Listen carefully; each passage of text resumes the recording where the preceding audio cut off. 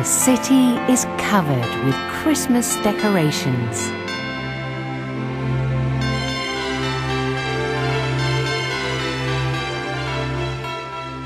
And people are looking for presents for their loved ones.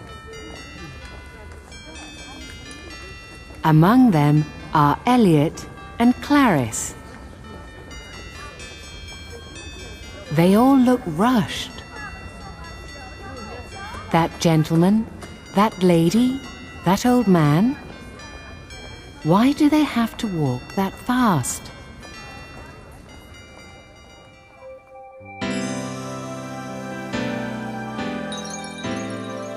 In the crowd, they feel something important is missing.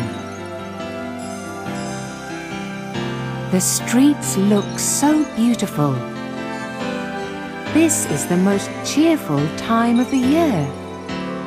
But it seems like nobody is paying any attention to something important. Walking down the street, they find themselves in the middle of Twin Seeds City, facing the mammoth Twin Seeds Tower. It is decorated beautifully, and the tower appears as one huge Christmas tree.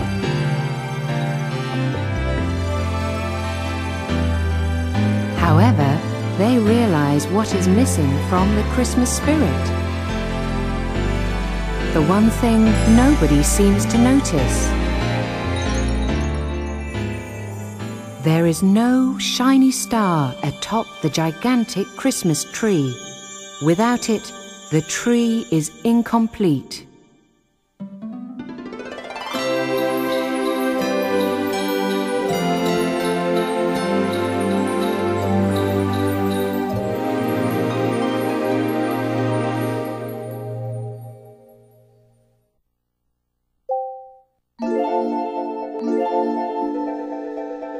With the help of knights, Elliot and Clarice found the star, shining in 7 colors.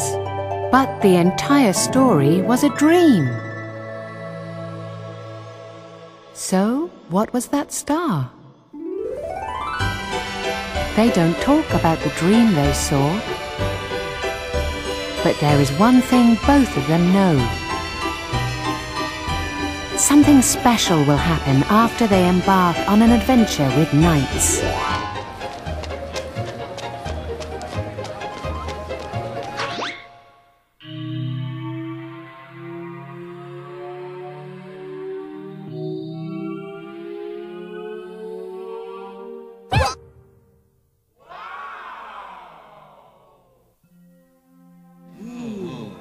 They start feeling cheerful again. Are you okay? And now happiness, like the light of a small candle, starts filling the city once again. Everything is okay now.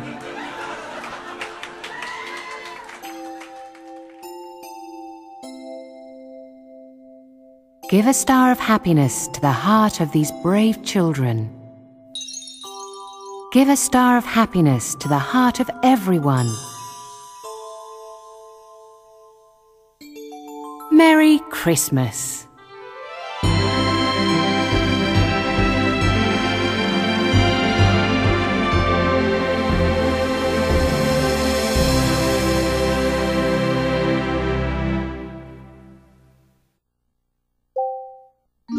Sega.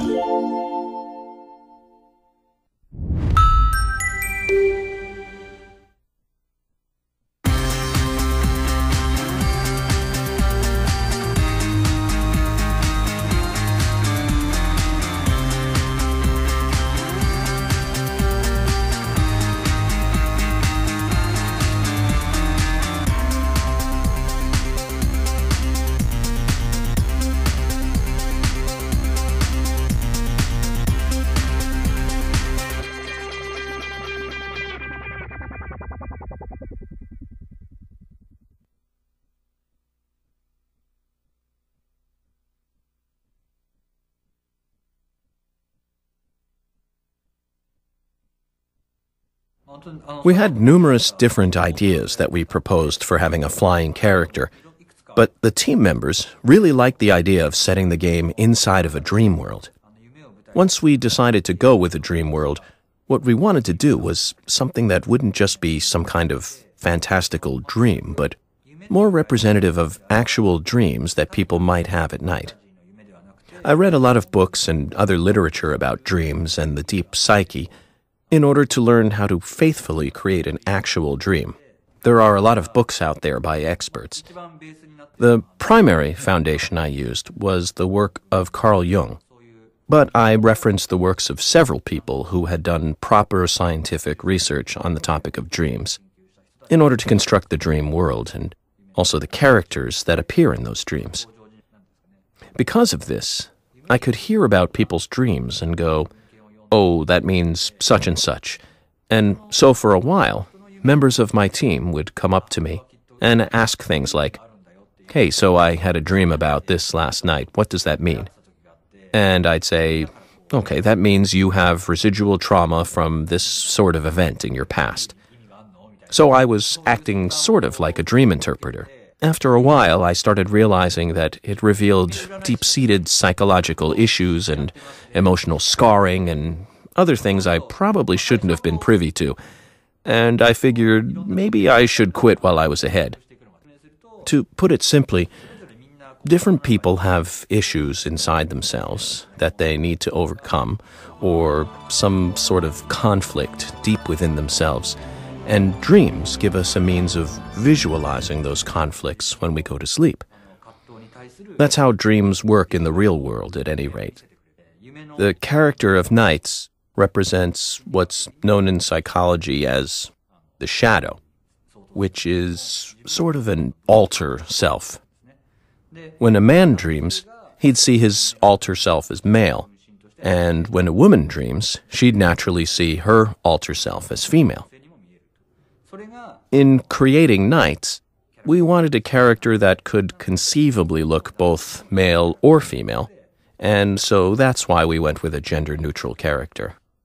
When the Nights project was still in its initial phases, the team we had was made up of people who had been working on Sonic titles, where he's running all the time, and we'd already decided from the outset that we were going to make a flying game. So now we have this game, which in English you'd call a platform action game.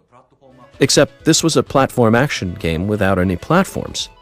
So we had to figure out how exactly we'd even be able to do that. We came up with dozens of different rules and concepts for what sort of thing the character would be able to do in a game like this. But so we ended up in a situation where we were constantly going, well, how about this? How about this? And then we'd try it out and it wouldn't work. There was a lot of trial and error involved. The biggest thing for me was wanting to create a game world for Nights that would be as close as possible to bringing out the feel of an actual dream world. That's one of the things I like most about Nights, is the fact that, as far as I can think of, Nights might be the only game character that a person could ever actually really meet. I really like the idea that fans might look forward to the chance of possibly meeting the real Nights whenever they go to sleep at night.